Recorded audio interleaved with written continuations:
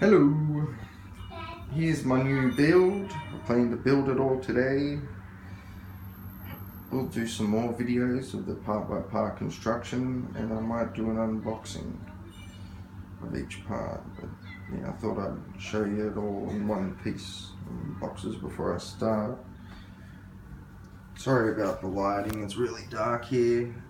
High current Gamer 850 watt power supply. Sorry about the shakiness, I'm not the most stable.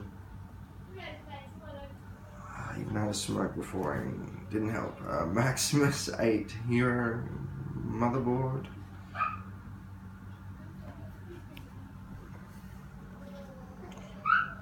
Core i7 unlocked 6700K. Samsung SSD 750 EVO 500 gig power. SSD. Dominator Platinum 16 gigabyte of RAM. God, that camera's close. H220 SwiftTech CPU cooler, water cooled. My new headset, Siberia 650 wide edition. GeForce GTX 1070 Strix Gaming Edition.